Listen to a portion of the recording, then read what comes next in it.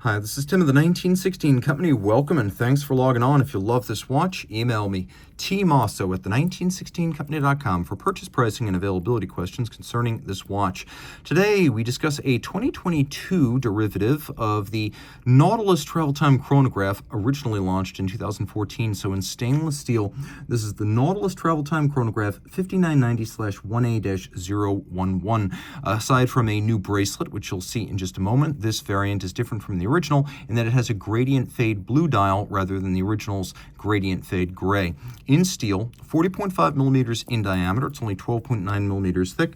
Two ways to look at the distance across the wrist, just the case, lug to lug, 45.6 millimeters. End links, you take the first one and measure to its opposite number, and then the total distance across the wrist is 51 millimeters. My wrist is 16 centimeters in circumference, and you'll note the watch wears pretty well here. Taking a look at the edge of the case, you can see it's really nowhere near the edge of my wrist. So I can confidently recommend this watch for a wrist as small as 14 centimeters in circumference.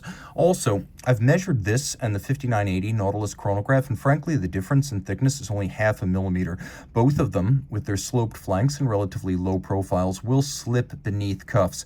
You can see that's 12.9 millimeters thick, but also settling down into the wrist. So it's actually lower on the wrist than its measured thickness. Really good fit on a wrist as small as 14 centimeters circumference. Okay, a few things to note.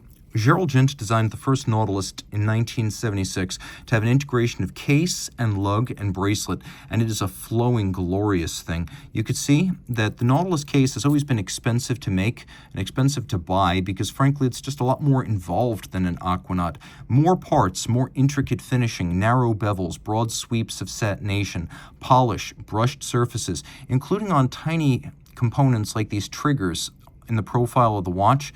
And then you can see how the bracelet, with its perfectly aligned bevel, it transitions from the bevel of the lug all the way down, bevels aligned all the way to the clasp. You can see satination in profile, satination and polish from the top, a wonderfully progressive taper, many small removable links. So although you will need a block and punch to size this pin sleeve system, it will give you a lot of adjustable range once you start sizing.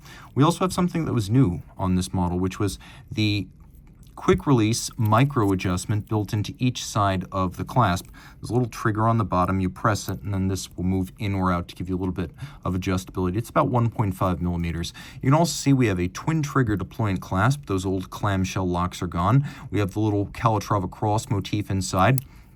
When you close everything, you can see the full-size Calatrava cross, also on the rotor, also on the crown. Now, this is a beautifully hand-decorated watch, and a lot of the hand finish comes on the outside of the watch where it's easiest to appreciate and see. You can also note that this is the most versatile Patek watch, rivaling only maybe the 5905 1A. This is a watch with a flyback chronograph, a pointer date, plenty of luminescence, 120-meter water resistance, automatic winding, and a travel time function.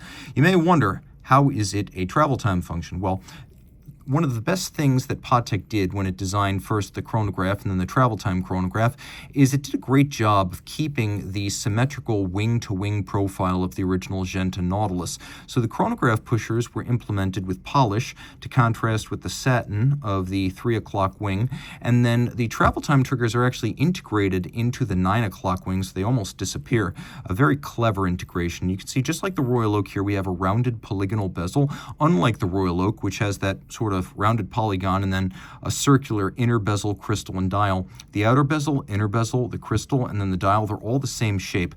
The dial here is now a gradient fade metallic blue. It has a light brushed sunburst pattern, and the original 5990 had a gray fade. This is a blue fade, and you can also see the striations that run side to side, characteristic of most but not all Nautilus models since the original 3700. The hands as well as the indices are white gold to resist discoloration or tarnishing over time, and there's no shortage of luminescence. I mentioned that we have 120-meter water resistance. Indeed, we do, via a screw-down crown. The watch features a pointer-style date, a second time zone. Both the home time and the reference time are 12-hour hands, which moves at the same speed. So since they move at the same speed, you can cover up that travel time hand and clean up the dial when you don't need the second time zone. The pointer date nicely balances the mono counter down at the bottom, so this is a 60-minute chrono register. I like 60-minute chrono registers. I think all chronographs should have a 60-minute register because hours are made up of 60 minutes, not 30 or 45.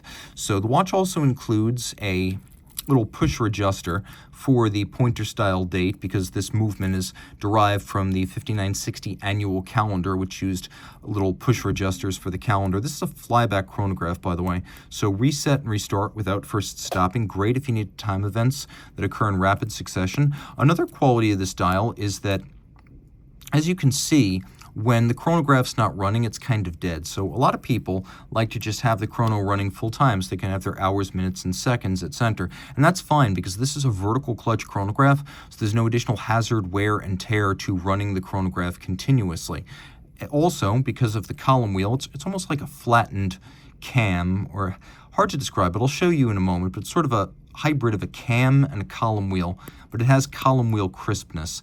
And because it has a vertical clutch, there's no jump, stagger, or extraneous motion when you start the chronograph, so a very smooth engagement. And again, the column wheel feel really is quite positive.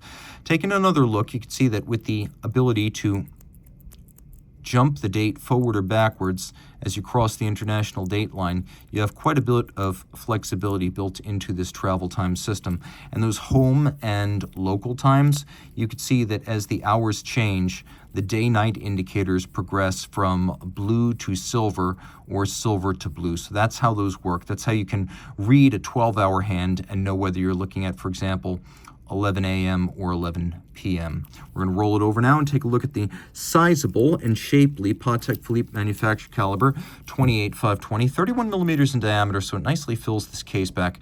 Center rotor, you can see that it's got a set of ceramic bearings. It's unidirectional winder, 55-hour power reserve, 4 Hz beat rate, 6-position adjusted, 34 pivot jewels. It uses a Gyromax style free sprung balance for precise adjustment and shock resistance. And then it uses Patek Philippe's latest Spiromax silicone hairspring, which gives you both high degrees of anti-magnetism, but also, because of its unique profile, breathes concentrically and keeps consistent time in different orientations like a overcoil would. Again, 55-hour power reserve, and we've got the column wheel, which you can see is an unusual execution. It's almost like a flattened column wheel that's a bit like a hybrid of a cam and a column wheel. It's almost a cam wheel. And then you can see that the decoration on the movement is very credible, handsome to look at, and impressive even under magnification. Well, of course, this is a mass-produced watch at Patek Philippe. Mass production at Patek Philippe, inside and out, still includes an extraordinary amount of hand decoration of the metal, placing of dial components, and decoration of the movement. You will not feel shorted. Reach out to Team Mosso at the 1916company.com for purchase and pricing details.